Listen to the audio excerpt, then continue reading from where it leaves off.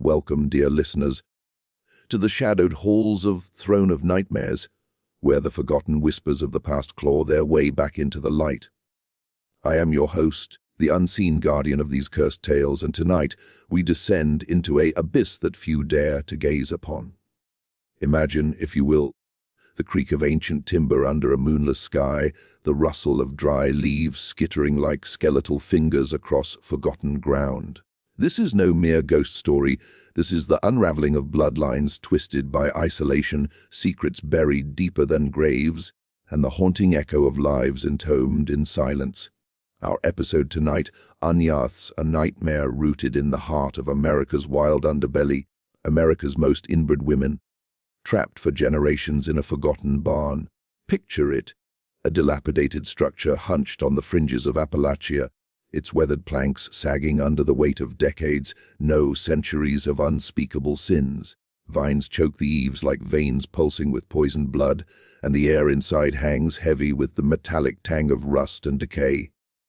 This barn, lost to maps and memory, became a prison not of stone, but of flesh and fate. Here, women of a cursed lineage were bound, not by chains, but by the invisible threads of inbreeding, generation after generation, their world shrinking to the dim confines of hay-strewn floors and shadowed lofts. But why, you ask? What madness could drive a family to such depravity? It begins, as all great horrors do, with a seed of desperation.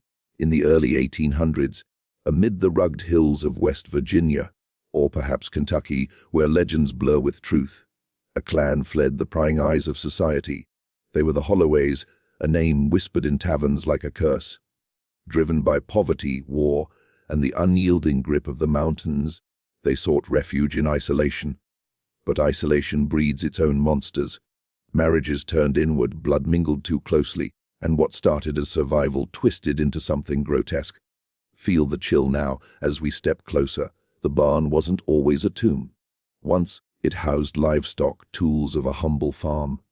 But as the family withdrew from the world, the women, daughters, sisters, mothers, became the livestock, trapped, bred like animals in a cycle of genetic ruin, their cries muffled by the thick walls, their faces paling under the scant light filtering through cracks.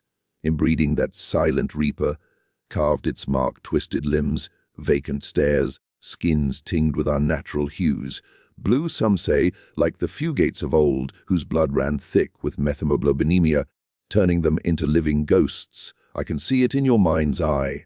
The first woman, Eliza Holloway, dragged into that barn on a stormy night in 1823. Her father, Elias, a gaunt figure with eyes like bottomless wells, proclaimed it divine will. The blood must stay pure. He rasped, his voice echoing off the rafters. Pure? No, tainted beyond redemption. Eliza's union with her own brother birthed children who knew only the barn's gloom, their world a labyrinth of incestuous bonds. Generations piled upon one another, each more fractured than the last. By the 1900s, the barn held dozens, women whose names blurred into echoes: Mary Ann, Sarah, all variants of the same doomed soul, the hook that draws you in. This isn't ancient history dust gathering in archives. Whispers persist even now in 2025 of descendants still lurking in those hills. Urban explorers vanish, their last posts on forgotten forums speaking of a barn that breathes, doors that swing shut on their own. And the women, some say they never truly escaped. Their spirits, inbred and eternal, wander the mists, seeking to pull the unwary into their cycle. As we delve deeper, let the atmosphere envelop you. The scent of moldering hay, the drip of rainwater through rotting roofs, the faint, rhythmic thump, like a heartbeat from within the walls. This tale isn't just about inbreeding, it's about the terror of entrapment, the horror of a family tree that loops back on itself like a noose. In Appalachia, where mountains swallow secrets, such stories aren't rare. The Whittakers, real kin from odd West Virginia, echo this nightmare, grunting communications, physical anomalies born of close unions. But our Holloways, they take it further into the realm of the supernatural, where the barn itself becomes a living entity, feeding on the despair within. Pause now, listener. Hear the wind howl outside your window. That's the call of the forgotten. We're just beginning. In the parts to come, we'll trace the lineage, uncover the hauntings, and peel back the layers of history that make this tale so viscerally real. But beware, once you know, you can't unknow. The barn awaits, its doors creaking open just for you. Let's step inside. The year was 1823, and the Appalachian hills were alive with the raw fury of untamed wilderness. Elias Holloway, a man forged in the fires of the War of 1812, limped back to his ancestral plot, a forsaken valley ringed by jagged peaks that pierced the sky like accusing fingers. His face, scarred from battle, hid deeper wounds, a mind fractured by loss, a soul convinced that the world beyond was poison. With him came his family, wife Abigail, gaunt and silent, son Jeremiah, broad-shouldered but hollow-eyed, and daughter Eliza, barely 16, her auburn hair a rare spark of beauty in their drab existence. The barn stood then as it does in nightmares, a hulking silhouette against the twilight, built from felled oaks that groaned under their own weight. It was meant for horses and harvest, but Elias saw something more, a fortress against the encroaching civilization.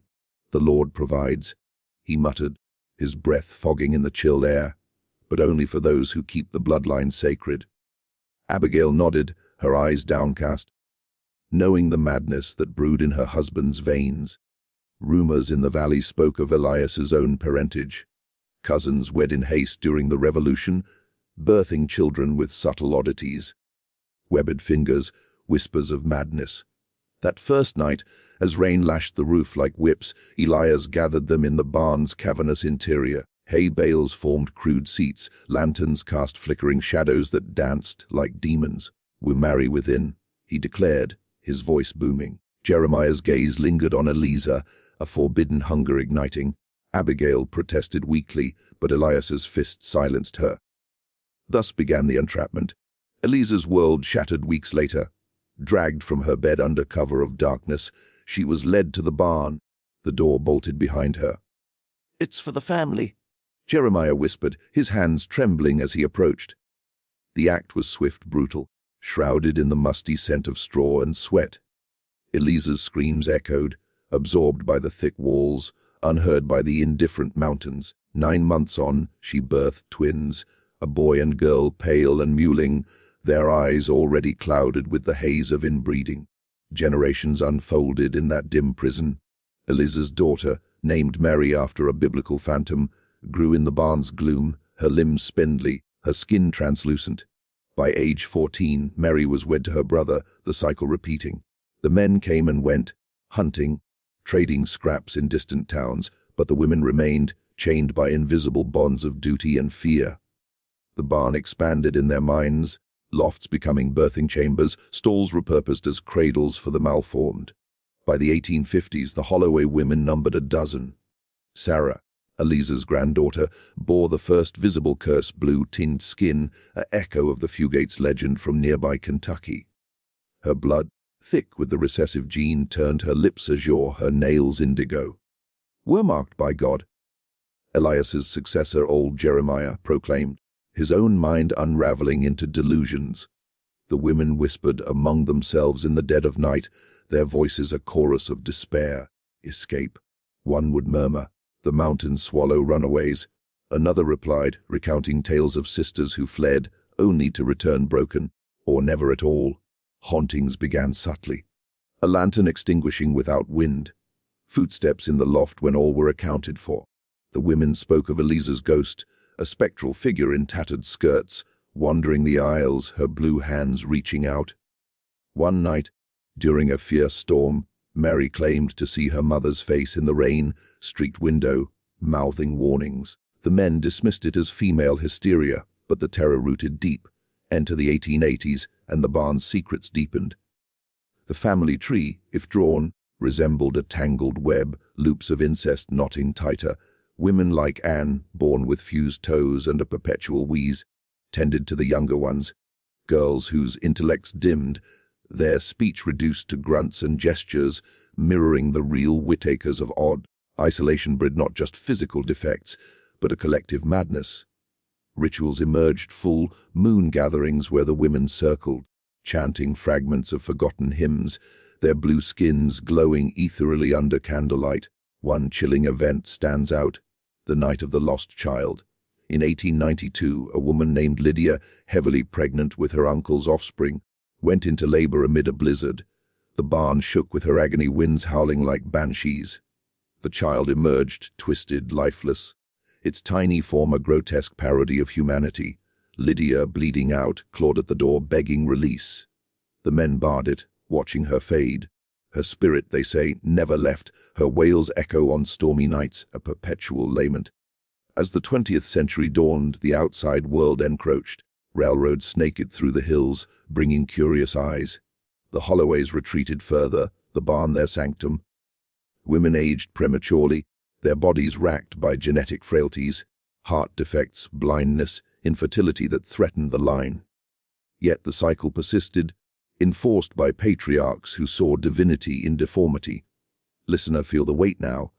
The straw pricking your skin, the damp air clogging your lungs. These women weren't just trapped, they were erased, their existences folded into the family's dark tapestry. But the story twists further in part 2, where the barn awakens and the hauntings turn vengeful. The turn of the century brought no mercy to the Holloway barn. If anything, the shadows lengthened, the air grew thicker with unspoken horrors. By 1910, the women had multiplied to nearly 20.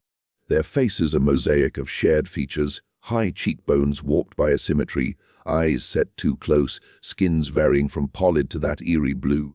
The patriarch, Elias Athu, a hulking figure with a clubfoot inherited from his great-grandmother, ruled with an iron fist wrapped in scripture. "The blood is our bond," he preached, his voice rasping like saw on bone. But beneath the piety lurked fear, the fear that the outside world would discover their abomination. Conflicts simmered like embers in dry hay. The younger women, exposed to faint whispers of progress through smuggled newspapers, began to question. Rebecca, a sharp-minded girl despite her stutter, found a hidden crack in the barn's wall, peering out at the valley below. She saw lights, distant towns flickering like stars fallen to earth. "There's more," she whispered to her sisters one night, huddled in the loft. But betrayal came swift. An elder woman, loyal to the men, reported her. Rebecca's punishment? Isolation in the deepest stall, chained to a post, her meals scant gruel. Days blurred into weeks, her mind fracturing under the solitude. Haunting events escalated. The barn, once in it, seemed to pulse with life. Doors slammed shut on calm days, locking women inside during chores. Hay bales shifted overnight, forming barriers that trapped the unwary. One woman, Clara, swore the walls breathed, expanding and contracting with labored sighs. "It's feeding on us," she murmured, her blue fingers tracing the wood grains that resembled vines. The pinnacle of terror came in 1925, during the great flood that ravaged Appalachia. Rivers swelled, swallowing farms, but the Holloway Valley held a cursed sanctuary. Inside the barn, water seeped through floors, turning the ground to mud. The women, confined as always, watched the levels rise. Panic set in, screams mingled with the roar of rain. Elias Keithern, outside with the men, bolted the doors, claiming divine protection. Inside, the women clawed at the wood, nails splintering. Sarah, too, a descendant of the original blue-skinned line, led a desperate ritual, circling with lit candles, invoking Elisa's ghost for aid. What followed defies reason. Witnesses, those who survived, spoke of spectral hands emerging from the shadows, pulling women to higher lofts. But not all were saved. 3 drowned in the rising muck, their bodies bloating blue. When the flood receded, the men found the barn unscathed. But the women changed, eyes hollower, skins colder. Whispers spread of a pack the barn's spirit, born of accumulated despair, now guarded them, demanding loyalty and blood. Deeper into the 1930s, the Depression bit hard, but the Holloways endured on forage roots and inbred livestock. Mysterious elements wove in these strange markings appeared on walls, symbols like twisted family trees etched overnight. Women reported dreams of Elisa, urging rebellion. One night, Anatha attempted escape, slipping through a loosened board. She ran into the woods, heart pounding, but the barn's call pulled her back. Or so the tale goes. Found at dawn, babbling of blue shadows, chasing her, she never spoke coherently again. World War II brought intruders. Draft dodgers and wanderers stumbled upon the valley. One soldier, lost in the hills, heard cries from the barn. Peering through a knothole, he glimpsed the women, gaunt, blue, hued, moving in eerie unison. He fled, but not before a patriarch spotted him. The man vanished. Locals whispered of a shallow grave. The barn's hauntings intensified post-incident, apparitions of drowned women dripping water in the lofts, their cold touches leaving bruises. By the 1950s, modernity loomed. Electricity snaked through valleys, but the Holloways shunned it. The women, now numbering 15, bore increasingly severe defects. Cleft palates, deafness, mental fog, yet chilling moments persisted. During a lunar eclipse, the barn trembled, and a woman named Lydia birthed quadruplets, all blue, all identical, their cries harmonizing like a dirge. The men saw it as a sign of prosperity, the women a curse amplified. Tension peaked in 1963 with the Rebellion of the Blue, led by Mary IV, whose intellect burned bright despite her frailty. The women plotted. Using sharpened tools hidden in hay, they ambushed the men during a gathering. Blood spilled, patriarch felled, brothers wounded. But the barn betrayed them, doors sealed shut, trapping all inside. Spectral winds howled, extinguishing lights. In the darkness, ghosts of past women rose, their forms luminescent blue, dragging the rebels to the depths. Dawn revealed survivors catatonic. The rebels gone vanished into the walls, some say. The narrative darkens further in the late 20th century. As Appalachia urbanized, the Holloways faded into legend. But explorers in the 1990s reported the barn standing, doors ajar, inviting. Inside, echoes of grunts and whispers. One group found bones, female skeletons arranged in circles. The hauntings, undeniable. Videos, grainy and disputed, show blue figures flickering in corners. Listener, the barn lives on, its women eternal prisoners. Their story, a tapestry of suffering, bleeds into history itself. To truly grasp the nightmare of the Holloway barn, we must unearth the soil from which it sprouted. The real history of inbreeding in America's Appalachian regions, where isolation forged chains stronger than steel. Appalachia, that vast spine of mountains stretching from New York to Alabama, has long been a cradle of secrets. Settled by Scots-Irish immigrants in the 1700s, these hardy folk brought traditions of clan loyalty, but the rugged terrain turned kinship inward. Roads were scarce, communities isolated. Marriages between cousins weren't taboo, they were necessity. Take the Fugates of Troublesome Creek, Kentucky, a real clan whose story mirrors our Holloways. In the early 1800s, Martin Fugate, a French orphan with a rare genetic trait, married Elizabeth Smith. Their union birthed children with methemoglobinemia, a disorder turning skin blue due to oxygen-deprived blood. Inbreeding amplified it. By the 1960s, descendants like the Blue Fugates were legends. Doctors like Madison Coyne treated them with methylene blue, but the stigma lingered. Folklore painted them as otherworldly, ghosts haunting hollers, their blue hue a mark of divine curse or moonshine myth. In our tale, this blue becomes the Holloway women's spectral signature, blending fact with eerie authenticity. Then there's the Whittaker family of Odd, West Virginia, dubbed America's most inbred family in modern lore. Their saga, documented by photographer Mark later in the 2000s, reveals a clan descended from twins whose children intermarried, grunts for speech, physical deformities, lives in squalor. Ray, Lorraine, Timmy, names etched in infamy. Inbreeding here stemmed from poverty and geography. The Whittakers, like many Appalachians, stayed close, marrying kin. Historical records show inbreeding rates in isolated hollows reached 20–30%, higher than national averages. Genetic defects, schizophrenia, heart issues, plagued them, echoing the Holloways, twisted limbs and vacant stares. Cultural context deepens the chill. Appalachia's folklore brims with tales of haints and cursed bloodlines. The wild man of the woods, a hairy beast born of inbred unions, stalks legends. Ballads like Pretty Polly sing of isolation's violence, women trapped by possessive kin. During the Civil War, deserters hid in hills, forming enclaves where inbreeding flourished. Post-war, coal barons exploited the region, driving families deeper into seclusion. Stereotypes emerged.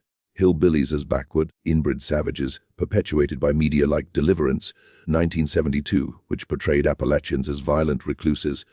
Yet education reveals nuance. Anthropologists like John C. Campbell in the early 1900s documented Appalachian culture, noting inbreeding as a survival strategy, not depravity. The 1930s Farm Security Administration photos captured poverty's grip, families in barns mirroring our story. Legends of blue people persist in oral histories. ABC News in 1982 profiled the last blue fugate, Benjamin Stacy, whose skin faded but whose blood carried the trait. Blend in Native American influences, Cherokee tales of shape, shifters born from forbidden unions, haunting mountains, European folklore imported, banshees wailing for doomed lines. In the 1920s eugenics movement, states like Virginia sterilized defectives, targeting Appalachian poor, fearing inbred feeble-mindedness. The Buck v. Bell case, a 1927 upheld it, a real horror fueling our narrative's entrapment. Post-WU migration diluted some lines, but pockets remained. The war on poverty in the 1960s spotlighted regions like Odd, where Whitakers lived. Documentaries exposed isolation's toll. Genetic studies showed recessive disorders spiking in closed communities. Folklore evolved. Urban legends of inbred cannibals in hills like the Sawney Bean, myth transplanted to America. In our tale, the barn symbolizes these barns of history, real structures where families huddled during floods, depressions. The 1927 Mississippi flood displaced thousands, but Appalachian floods isolated clans further. Cultural trauma, mine collapses burying generations, mirroring buried secrets. Eerily modern echoes persist in 2023. Renewed interest in Whitakers via YouTube. Later's Soft White Underbelly series revealed ongoing struggles. Geneticists warn of inbreeding depression, reduced fertility, heightened disease. Yet, compassion tempers judgment. These are victims of circumstance. Folklore adds unsettle, hollow folk, tales of barns that trap souls, women's spirits wandering blue mists. In Kentucky, Troublesome Creek's name evokes unrest, ghosts of fugates said to appear on foggy nights. Thus, our Holloway story isn't fabrication, it's amplification of real horrors where history and legend entwine like inbred veins, leaving an unsettling authenticity that chills to the bone. Beneath the surface of our Holloway nightmare lies a labyrinth of symbols and psyches, connecting to universal fears that gnaw at humanity's core. The barn itself, that forgotten edifice, symbolizes entrapment, a worm-turned tomb, echoing cultural traumas of confinement. In psychological terms, it's the Ides prison where repressed desires fester. Froude would see inbreeding as the ultimate Oedipal loop, family bonds twisting into destruction. The women trap generations, embody the collective unconscious. Archetypes of the oppressed feminine, their blue skins a metaphor for alienation, authored by society. Thematically, isolation breeds monstrosity. Appalachia's geography mirrors the mind's recesses, mountains as barriers to enlightenment, barns as echo chambers of echo. Inbreeding represents stagnation, genetic and cultural, a fear of change that haunts nations. America, built on expansion, dreads the inward turn. Our tale taps that the barn a microcosm of forgotten America, where progress bypasses the marginalized. Universal fears the horror of inheritance, what we pass down, curses, traits, uncontrollable. Genetic determinism chills. The Holloway's defects symbolize sins of the fathers visited upon children, biblical in scope. Blue skin, a mark of Cain, visible stigma amplifying shame. Psychologically, it's body horror, the self as stranger, distorted by blood. Connect to cultural trauma. Slavery's legacy of forced breeding parallels women as chattel. Eugenics echoes state-sanctioned control over bodies. In modern context, reproductive rights debates resonate. The barn as dystopian forced birth chamber. Human nature's dark side, survival veers morality. Elias's purity. Delusion masks power hunger. Patriarchs enforce cycles, fearing delusion. Women's rebellion symbolizes resistance, but the barn's betrayal. Fate's cruelty, or internalized oppression. Stockholm Syndrome in spectral form. Ominously, it probes taboo desire, incest, Jungian shadow, the forbidden allure of the familiar hauntings, projections of guilt, ghosts as unmetabolized trauma. Thematically, It's Gothic Americana. Pose, fall of the House of Usher, reborn in hills, decay from within. Broader environmental determinism. Appalachia's exploitation, strip mining souls as land, breeds despair. Inbreeding as metaphor for economic inbreeding, closed systems collapsing. Intellectually, question is monstrosity born or bred. Nature ves nurture in extremis. The women's grunts.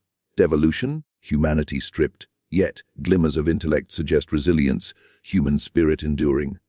Lingering, how does this mirror us?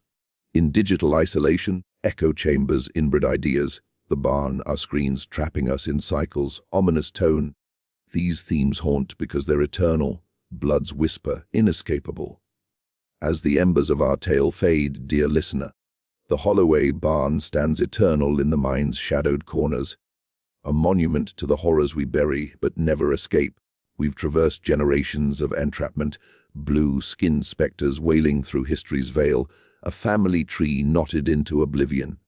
The women, those forgotten souls, remain trapped, their echoes a warning. Blood, once tainted, flows forever. Summarize the chill. From Eliza's first cry in 1823 to the modern whispers of vanished explorers, the cycle persists. Hauntings, drowned wails, blue shadows, linger, the barn a vortex of despair. Real echoes in Whitaker's fugates amplify inbreeding's legacy, isolation's curse. Yet, a lingering question, is the barn real? Whispers in 2025 forums speak of coordinates in West Virginia hills, a structure defying decay. Dare you seek it? Or does it seek you, pulling inbred fates? The closing lines in the quiet of night, listen. That creak, the barn door opening. Step inside, if you must, but remember, some bloodlines never let go.